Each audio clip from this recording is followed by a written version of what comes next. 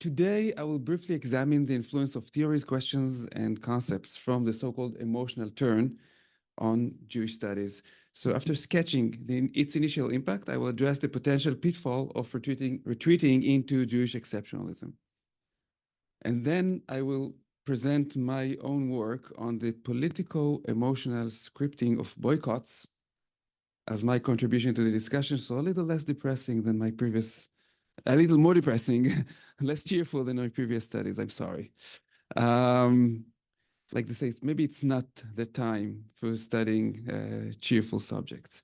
So let's start with a question. Do Jews have a distinct emotional life? Okay. So while Constance is taking care of that, let me ask you.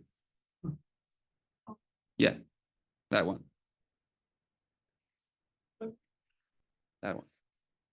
So I'm actually really interested in your thoughts about it. If you want. No. No. Strict no. Care to elaborate? Culturally, but like essentially, no. Aren't there like emotional experiences or emotional norms that are unique to like certain groups? It could be any group, and Jews are a social group. Can you agree on that? Not sure, maybe yes. That's I don't know, in different countries, maybe. No, I think it's complex. Okay, on that we agree. Other opinions? A ritual calendar, I would think. But you are correct. The emotional level is generic. The emotional vocabulary and perhaps temporality will depend on their adherence to a Jewish calendar. So if different groups have just different calendars, it means that they probably have different emotional experiences. I mean, Again, if emotions generic. Okay, we're gonna delve into the category just shortly. Yes, please. I'm thinking of Barbara Rosenwein's emotional communities. I don't know if that's what you're after, but Have you read my notes? no, Okay. but I've read Barbara Rosenwein. Yeah. Right. I mean, emotional communities are formed via all kinds of sociological structures and formations, but right. I don't think that speaks to an inherent differentiation of selfhood or an essentializing difference. Right? It's not an essentializing difference. But different communities can have different norms, different experiences, and that I think is without question. But I mean, you can feel the danger of speaking about different emotional life of a separate group. That's why we're here for you. Yeah, and you spoke about essentializing. We're going to get back to that. So maybe the last one. Yeah, I was just thinking that this needs to be broken, like which Jews, and then life is a very interesting word because it's like this long, extensive thing. But I think maybe to this person's point that if there's like a sort of like a calendar, a cycle of particular emotions, and there I could say that there is a Jewish cycle of emotions, but then it also depends on how invested these Jews are in the emotions that are supposed to be felt at this holiday and this holiday or whatever. When you say invested, it means that, I mean, individuals and groups can somehow manipulate their emotional life. They want to feel things. Sometimes they feel things they don't want to feel. They regulate their emotional life, trying to maneuver between different emotional norms. And I mean, groups do that, cultures do that. It's part of what, and especially when it comes to the calendar and to rituals, some would say that rituals are about emotional processing. It's what they do if they work. Okay, rituals don't work if people are indifferent to them, and if people are not, it means that they have some kind of emotional intensity in them. Okay, so thank you all for these opinions, and I'm going to use most of what you've said. But first, like a general introduction. Okay, the emotional turn is an umbrella term for the new direction taken by a loosely connected cluster of scholars in various disciplines of the social and human sciences who interpret emotion as more than an individual phenomena or merely physiological stimulus out there, or maybe I should say in there. Okay, more than that. Instead, they propose to understand emotion as an embodied social act, culturally diverse, socially constructed, mediated by language, and historically situated. That's a lot. I do not mean to just any research on emotions, because emotions are everywhere. I don't think there was any, in the history of research, I don't think there was any research that didn't touch emotions in some way, okay? But research that critically reflects on the category of emotion or a specific emotion. I must also emphasize that this is done already decades in most disciplines, and the most recent newcomer was history. It's important. I'm going to talk about it later. The history of emotions has two main premises. First, that emotions and their meanings change through time. And second, that emotions are not only the result of historical events and processes, but also can cause them. I'd like to briefly present a few basic tensions in the field that will serve my discussion of the question of exceptionalism. First, specific emotions versus emotion as a category. And most works in the field trace specific emotions, like the history of fear, history of love in specific societies, while others explore emotion as a category of social life, such as the question I'm interested in, the question of emotional restraint.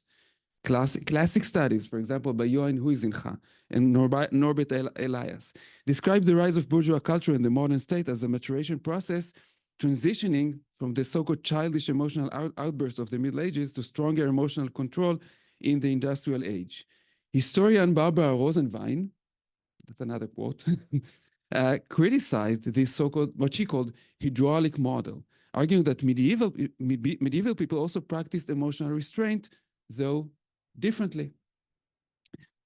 While I agree with Rosenwein, I propose examining emotional restraint as a socially charged narrative, emotionally significant in itself. Another bone of contention among historians of emotion is the question of emotional norms versus experiences or practices.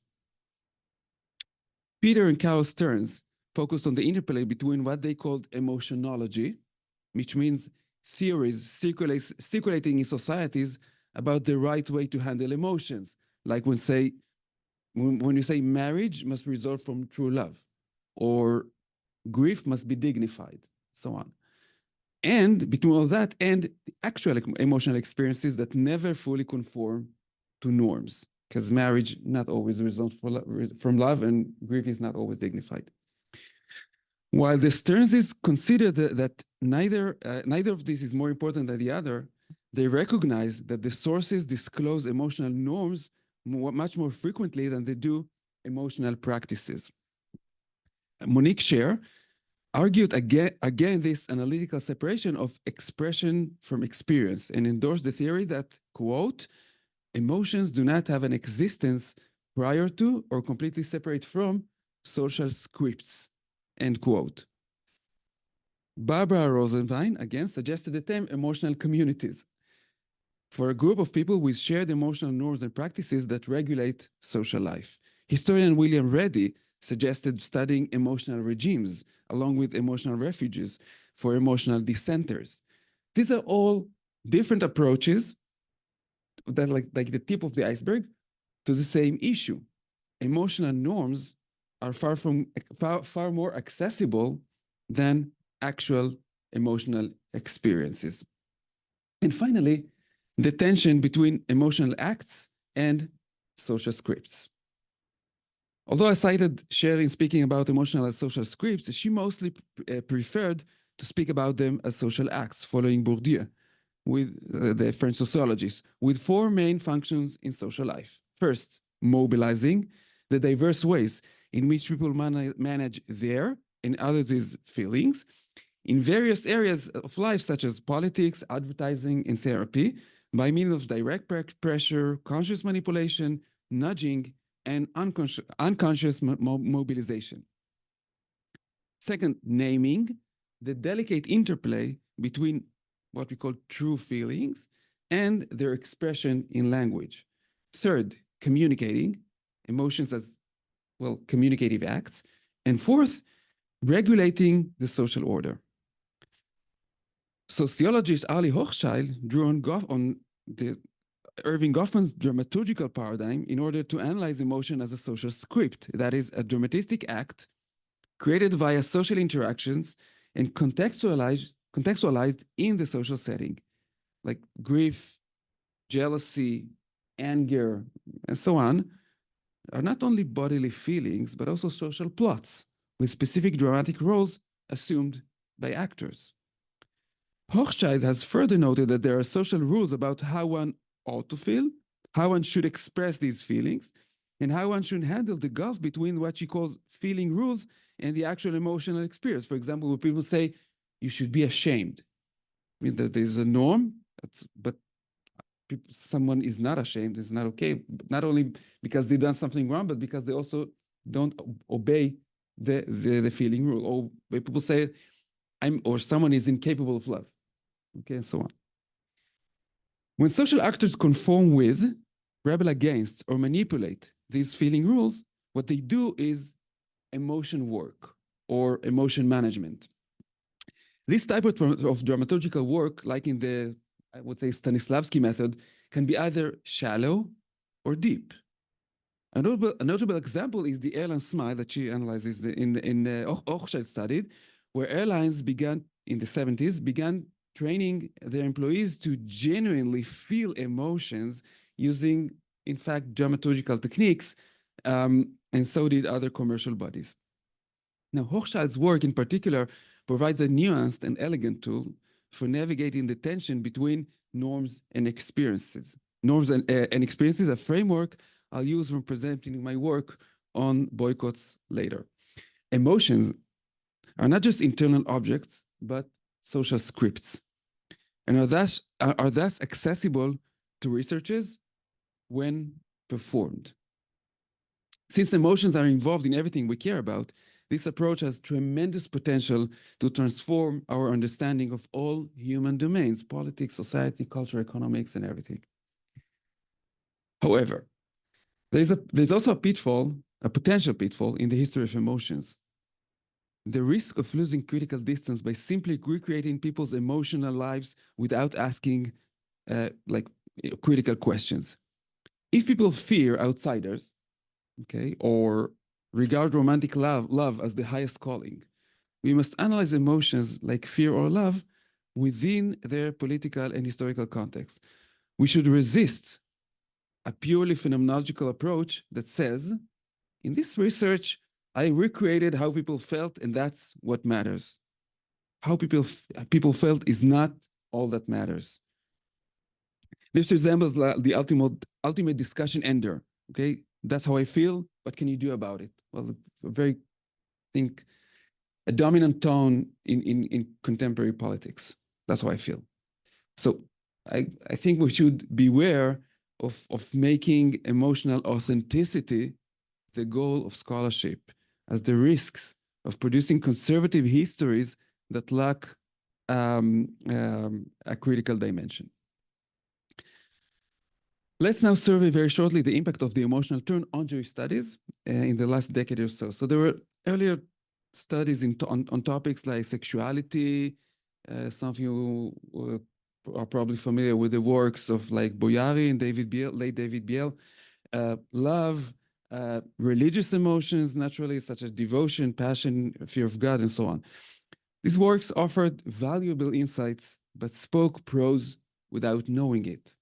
They didn't engage with the tools of the emotional turn, nor did they historicize some. I mean, some of them did it like offhand, but generally they did not historicize, relativize, or analyze emotions as social constructs. Since the mid 2010s, Study groups were established at the Katz Center at the University of Pennsylvania, Tel Aviv University, Harvard, Cologne, and more. Sorry. Several collections are forthcoming, including one just recently, Zion in Hebrew, a volume in the journal Jewish Culture and History that focused on love in the German-Polish-Jewish triangle. Was that specific, like several journal articles, very interesting. And an upcoming collection exploring emotions in Jewish mysticism.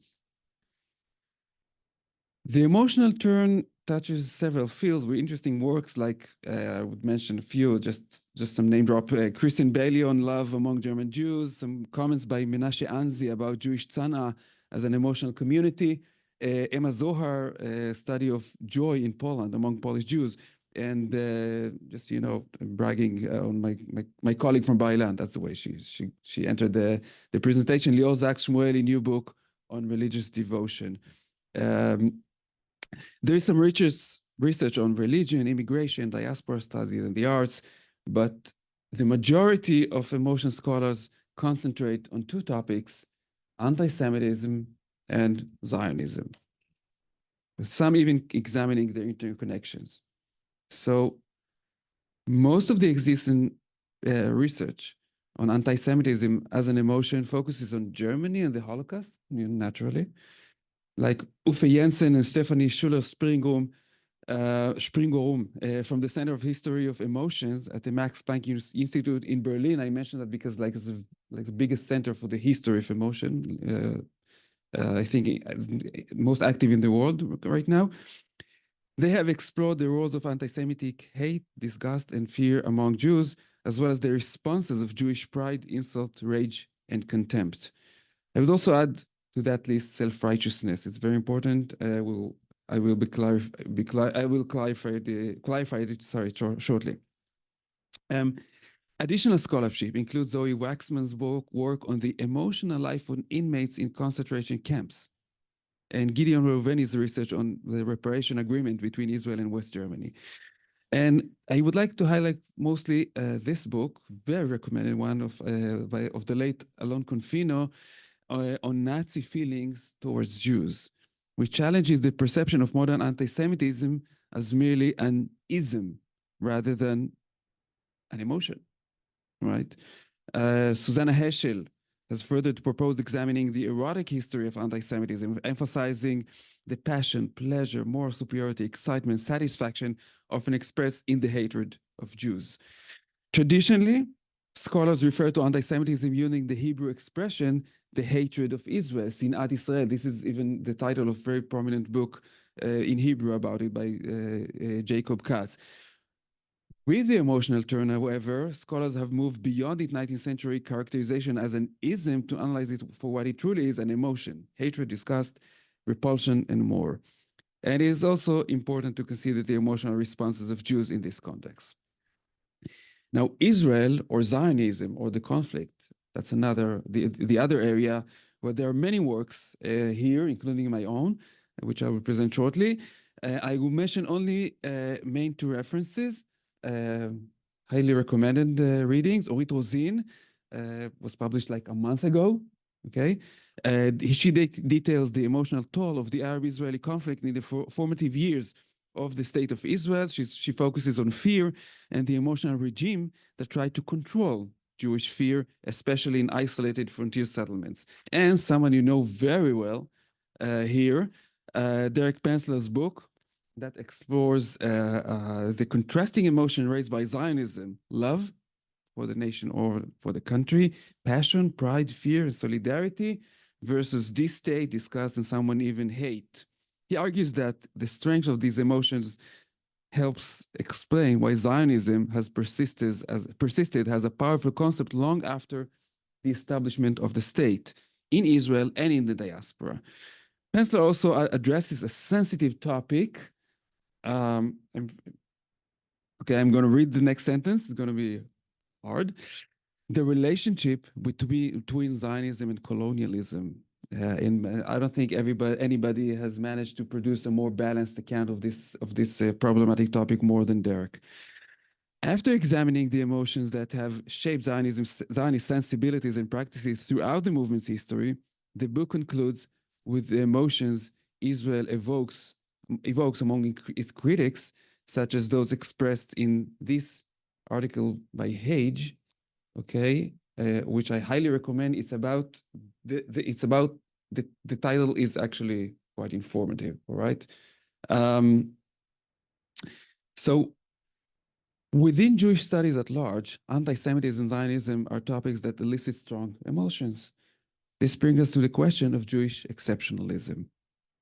Focusing on anti-Semitism highlights Jews as the target of exceptional hatred. We can draw parallels with the roles of, for example, think about how Francophobia features in French studies or anti-Americanism in American studies. There's not even a word for anti-Americanism, even though some of you probably know that that's one of the most hated nations in the world. But I don't think that American studies scholars even know that or talk about it enough.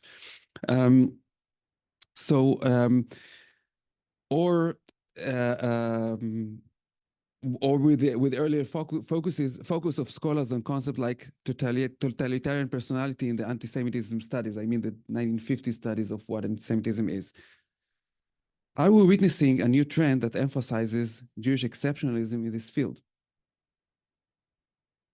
Okay, so regarding that's about anti-Semitism. Regarding Zionism, we observe today an interesting shift in scholarship. In the initial decades of scholarship on Zionism in Israeli society, cultural politics, and history, scholars often viewed Zionism in Israel as exceptional phenomena in modern history and rejected historical comparisons and generalized theoretical frameworks rooted in social sciences. Over the last 2 or 3 decades, scholars from diverse disciplines and across the different sciences have increasingly embraced comparative analysis and theoretical models to position Israel and Zionism within a broader context of global processes. But does the pendulum shift back these days? So returning to the perspective of the emotional turn, we can pose 2 important questions. First, why has the emotional turn in Jewish studies proliferated most significantly in relation to these 2 topics, along with classical Jewish textual research? There's some significant words there as well. And 2, does studying Zionism and anti-Semitism through the lens of emotions lead us back to exceptionalist views of Jews? A preliminary, a very general answer to the first question is that there is significantly more research on so-called negative emotions than on positive emotions. It's an interesting phenomenon in itself. Preferably, or I better put them pleasant and unpleasant emotions. This trend may reflect a broader, more pessimistic zeitgeist, maybe where so-called positive narratives, such as, for example, the American Jewish story of integration and mobilization, capture less interest among scholars interested in emotions. However, this observation points to a way to guard against the peril. Keep it professional. Specifically, we need to use the insights of the emotional turn critically and carefully. It is essential to constantly remember that emotions are not merely authentic expressions and always analyze them in social, linguistic, historical, and political context. Emotions evolve over time and societies actively monitor them. They shape history while also being shaped by it, influenced by various parameters. Treating them as objects risks devolving into scholarship that ends discussion. People felt X and that's it, rather than opening discussions. That's what we want to do. I will now move to the second part of my talk and exemplify from my work about the emotional scripting of boycotts. A boycott is an intended and articulate abstaining from everyday contact with a political, social, cultural, or business opponent, predominantly, but not exclusively or necessarily in the commercial sphere.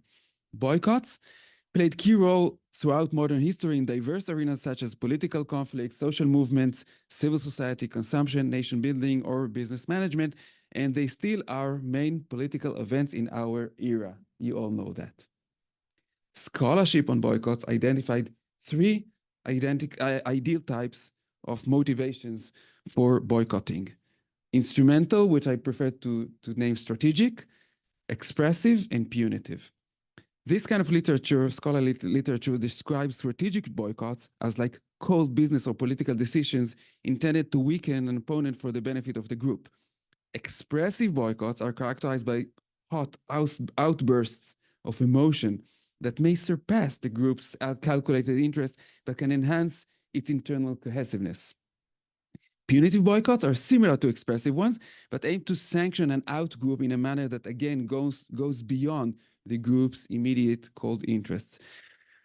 Despite the general agreement that these are ideal types, that in practice boycotts often combine elements of all three, most studies of specific boycotts curiously assume a separation between the cold, strategic, and instrumental aspects, and the hot, emotional, and expressive, and in that included punitive ones.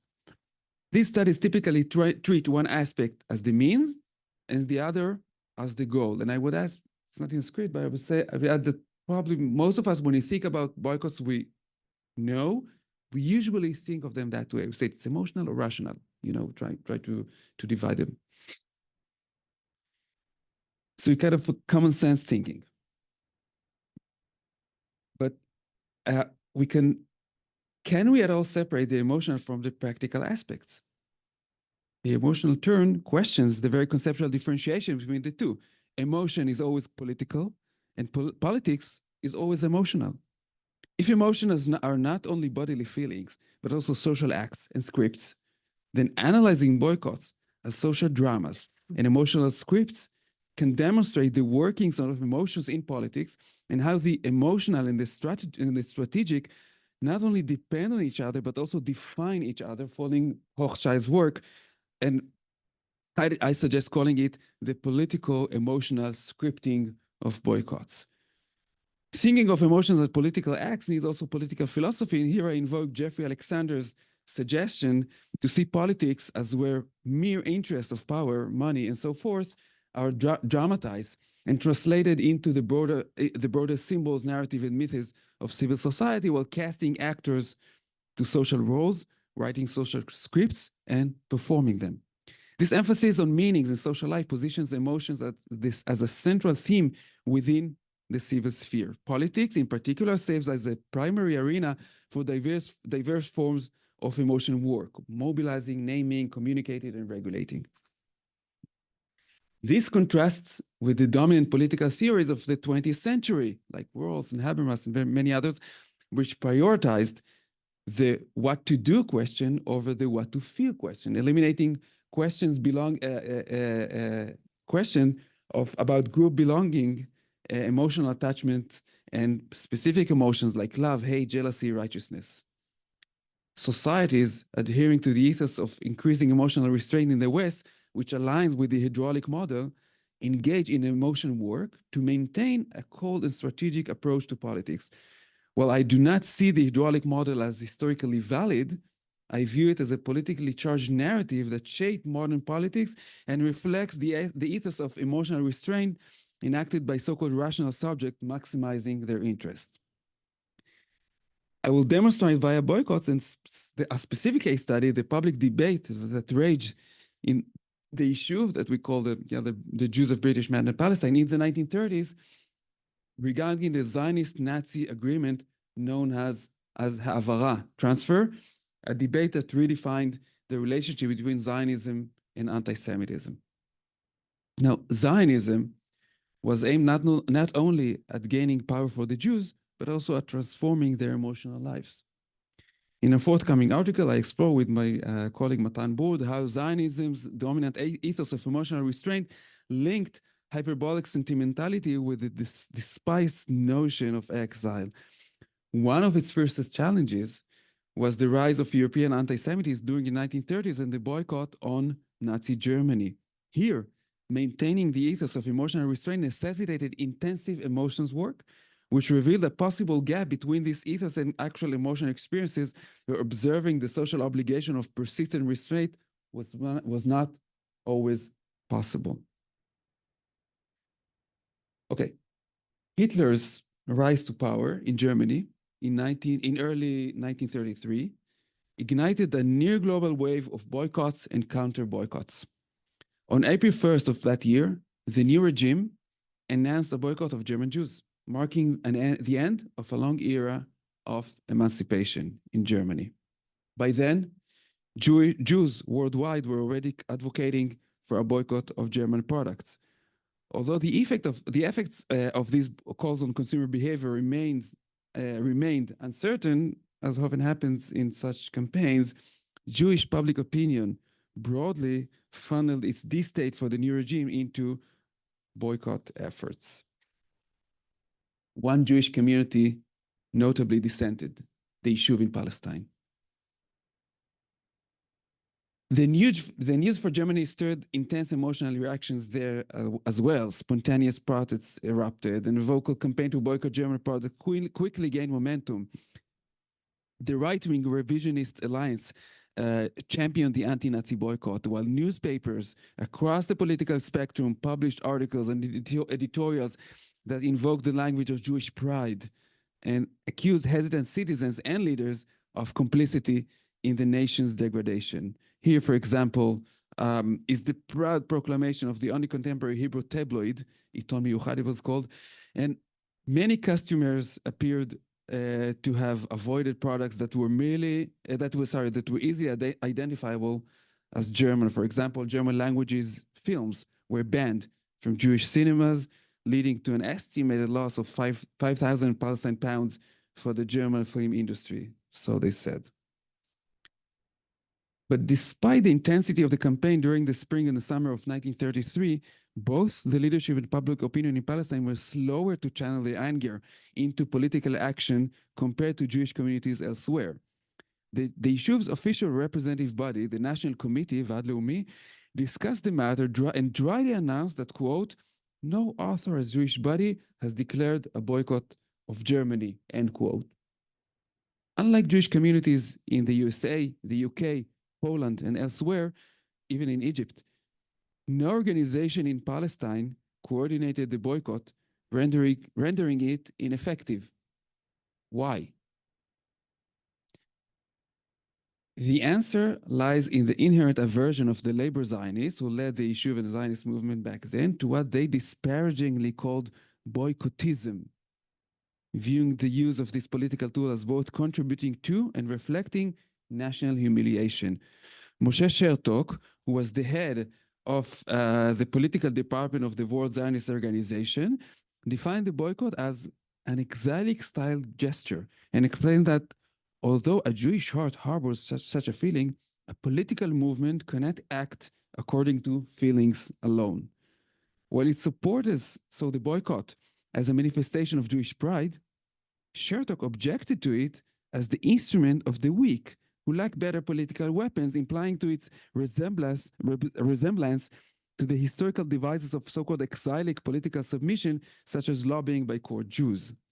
However, dismissing the boycott as an exilic-style gesture revealed the emotional labor required to uphold the ethos of practicality, which was closely tied to Zionist efforts to restore Jewish honor through high politics. Going back to Herzl, that's another discussion.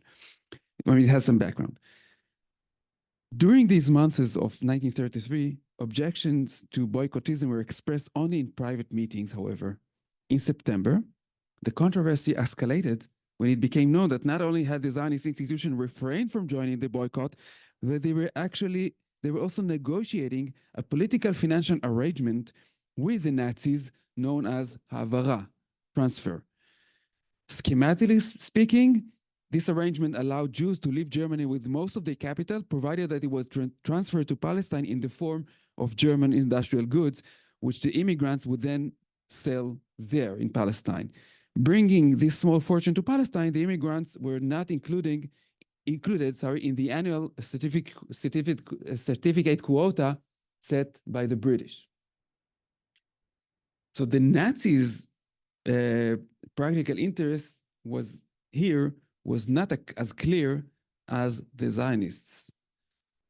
Part of it was the determination of the new, not fully secure regime to break the global anti-German boycott. Clearly, the Nazi superstitious belief in and fear of the power of Jewish global finance played some role. Moreover, the Nazis had deep faith in the power of boycotts. which had been a focus of their political activity before 1933 and which they escalated after coming to power. In that sense, the Jewish boycott of German products was emotionally effective. The nascent Nazi regime really feared it and was ready to go a great distance to break it. After 1934, however, the Nazis seemed to relax their effort in this regard, but their arrangement with the Zionists continued to function until September 1st, 1939. Back to September 33. The Jewish world outraged, and the Havara arrangement became the subject of a heated public debate that split the Jewish world throughout the 30s, generally, though not exclusively, along the line of the boycott controversy. The controversy also erupted within Zionism, and what began as an ambiguity and reluctance has thus evolved into a clear anti-boycott stance. Supporters of the Havara arrangement claimed they prioritized practicality over emotional concerns, while their opponents accused them of being too practical and insensitive. However, the simplistic dichotomy between emotionality and practicality employed by contemporaries and echoed by scholars does not easily hold up to scrutiny. Golda Meirson, later Meir, then a labor movement delegate to the 1935 Zionist Congress in Lucerne, which voted in favor of Havara, explained her stance. There was a time when we responded to Jewish suffering only by wailing and protesting. The only point of light in the current disaster is that apart from wailing and protesting, we now have practical possibilities of doing something real to save tens of thousands of Jews. The Zionist movement has matured to such an extent that it considers the transfer under today's circumstances absolutely essential and is willing to accept responsibility in this matter. What stands out in this representative quote is the blend of the narrative of growth and progress, which facilitate accepting responsibility and doing something, with an overt disdain or derision for what was labeled as wailing and protesting, aligning with Chertok's exotic-style gestures. The ethos of practicality performed dual emotional work here. It channeled intense anti-German emotions into strategic political action, doing something real, while simultaneously distancing the Zionist movement from the perceived childish politics of the past, thereby employing a hydraulic historical narrative of acquired emotional restraint. Zionist opponents of Havara condemned this very practicality. They invoked the language of Jewish honor and accused the Zionist establishment of exotic submissiveness, and even some of them even used anti-Semitic stereotypes. The comparison between these two posters may demonstrate the difference in tone. The one that supports the boycott is concise, with few words in large letters and aggressive, gaudy font. The other poster urges people to buy German Reichsmark to support the immigration from Germany if the transaction is confirmed by the Havara company. It uses a gentle, classic font and overwhelms the readers with tons of information. So both opponents and supporters of Havara were concerned with Jewish honor and saw the other side as submissive and exilic, but they performed different type of emotion work. Boycott supporters linked both practicality and honor with open expressions of anger and a sense of moral righteousness, which they mobilize through the civic and political act of boycotting. In contrast, Havara supporters identified honor with emotional restraint and downplayed feelings of self-righteousness and Jewish exceptionalism. They also performed different emotional scripts. Supporters of the boycott performed an emotional script originally written by a classic anti-Semitism that cast the Jews as the victims of the universal villain, which filled them with sense of self-righteousness and pride that fed the urge to refrain from any contact with this devil. Supporters of Havara followed another narrative of progress and maturity, emphasizing the Jews' ability to control their anger as a mark of their newly acquired dignity. For them, boycotting the Nazis and singling them out as the ultimate villain implied the positioning of the Jewish people as the ultimate victim. a humiliating victimization that would be worse than buying the enemy's products or listening to his language in cinemas. From this perspective, singling out this political challenge from regular politics implied excluding the Jews from their rightful place among the nations. However, did this anti-sentimental ethos succeed in calming the actual emotional experience of humiliation and self-righteousness among the white public? How well was this emotion work performed? How well did the mainstream of the Yishuv really contain its fury, at least among those who tried to do so?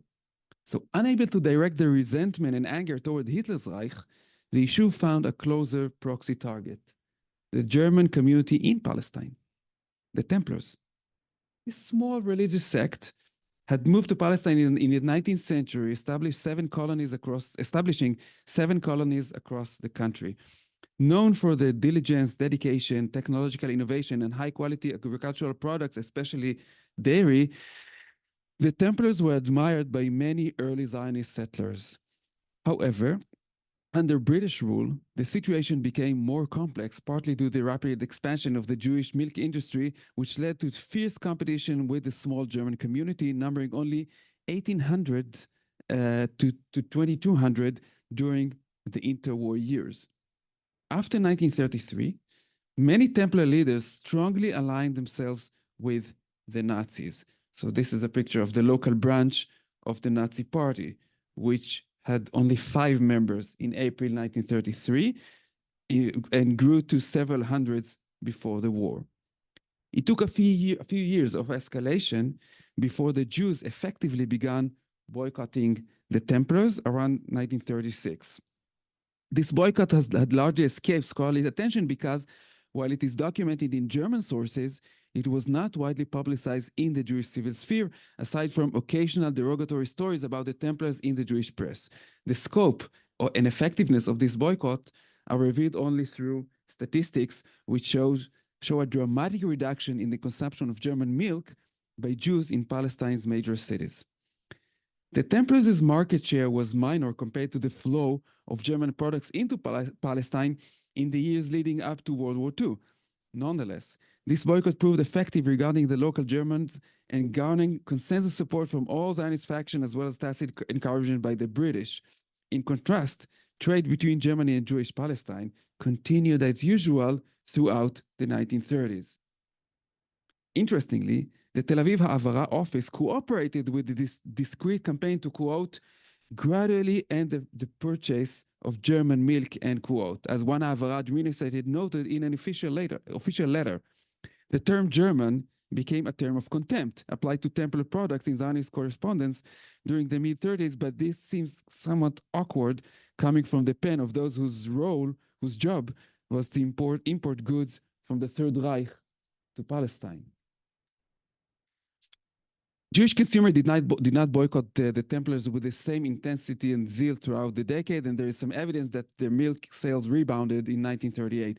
But the boycott did not put German dairies out of business, but it was effective in severely straining their financing for a while and punishing them for the Nazi brutality towards the Jews in Germany. Nonetheless, the effective boycott of the Templars in Palestine did not help German Jews or disrupt Nazi policies in any way. The presence of a small and vulnerable German community in Palestine that openly identified with the Nazis provided a convenient outlet for venting the anti-German feelings, which were channeled into a form of political action that enjoyed a consensus among the Zionists and was tolerated by the British in the event the British expelled them and deported most of the Templar community during the war and confiscated their land and property. The boycott of the Templars was never intended to apply political pressure. In the eyes of the Yishuv's leadership, it was possibly a calculated attempt to exploit anti-German sentiment as a weapon in the escalating economic war in Palestine. Zionist high officials who discreetly support the boycott likely justified it to themselves as a strategic move to strengthen the Jewish milk industry and never dismissed it as like childish or exilic political tactic. But for the ordinary consumer, the deliberate choice to forego purchasing higher quality milk for the family fostered a sense of self-righteousness, legitimizing an act of revenge in solidarity with German Jews. This departure from the ethos of emotional restraint casted the Germans as the Yishuv's significant other. The boycott of the Templars thus revealed not only the emotional work required to maintain the ethos of practicality and emotional restraint, but also its limits.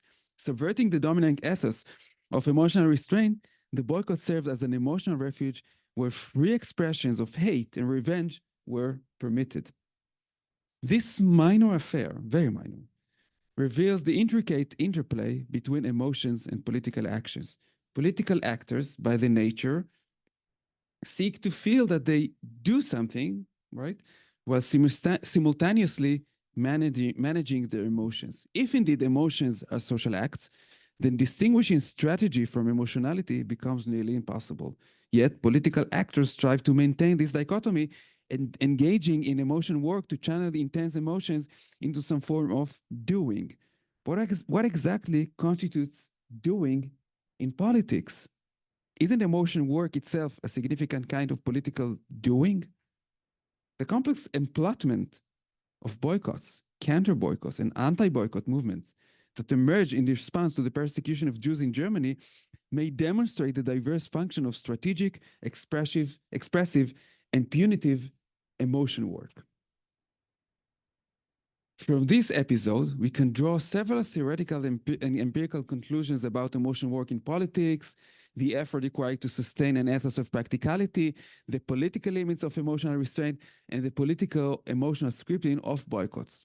However, in conclusion, I must address my stance on the issue of Jewish exceptionalism. The boycott controversy reminds us that before it became a historiographic and methodological dilemma, it was a challenge confronted by historical actors. The issue of Jewish exceptionalism is not in itself exceptional, like some of you said. Many, if not all groups, perceive themselves as exceptional in some way. This can manifest folklorically, for example, in the distinct ways of life, like the calendar and many other options, or historically as having a unique trajectory in history.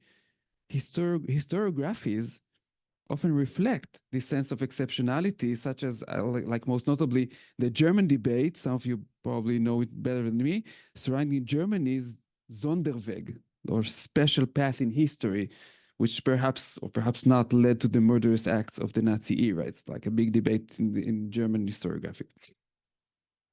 A boycott serves as a methodological litmus paper for discussions of exceptionalism among social agents. It must identify both a villain and a hero, thereby demonstrating an exceptionalist position.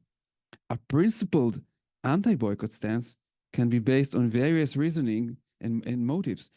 In our case study, its motivations were anti-exceptionalist.